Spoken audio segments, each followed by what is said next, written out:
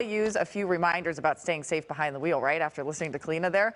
While we contend with this monster storm, joining us live this morning is Auto Club spokesman Doug Shupe. Doug, thank you so much for coming in. Always enjoy you. Good morning, Jimmy. Thanks for having me in here. Very important messages here today with all this weather. Well, you hear about so many of these crashes and accidents out on the roadways right now and so many highways being shut down. What's your best piece of advice for people if they do have to venture out today? Well, you really need to prepare both your vehicle and yourself to drive in this kind of weather. So for your vehicle, you want to make sure it's in good working order. Check the tire tread and inflation. Your tires are critical to maintaining traction on wet pavement. It's real easy to check the tread. All you need to do is get a quarter.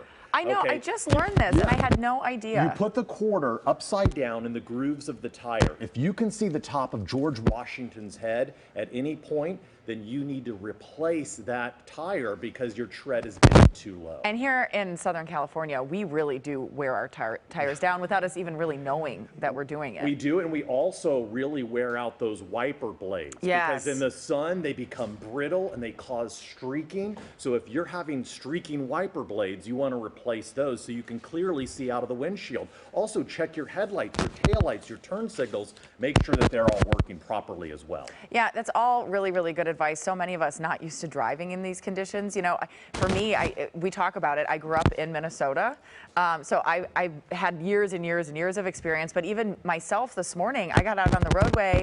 We're not used to having all this wet rain on the pavement. Stuff starts accumulating out there, and I hit one slick spot and I hydroplaned.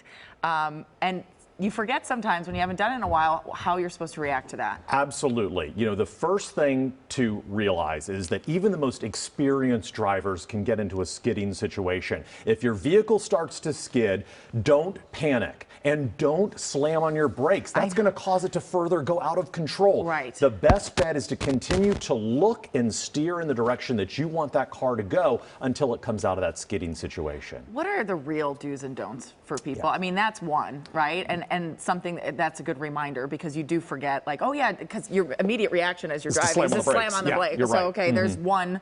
Yeah. Don't do that. So what are the do's and don'ts for you? Well, be cautious and definitely monitor the weather conditions. You do want to tell friends and family where you're going, the route you plan to take, your estimated time of arrival, so that if you encounter problems on the roadway, they'll know where to find you. Watch out for our emergency workers that are working to help stranded drivers, police, firefighters, EMS workers, tow truck operators. If you see those emergency lights flashing, you need to prepare to either move out of the lane closest to them if you can safely do so, or slow way down. Okay, slow down. Slow down or move over. And absolutely. Get off your cell phone. Oh, you never want to drive when you're distracted, drowsy, or even upset, you know, especially during weather like this, because your focus won't be on the most important task at hand, which is getting to your destination safely. Such a good point. Doug Shupe with AAA. Thank you so much for joining us. We really appreciate you being here. Anytime. Thank you.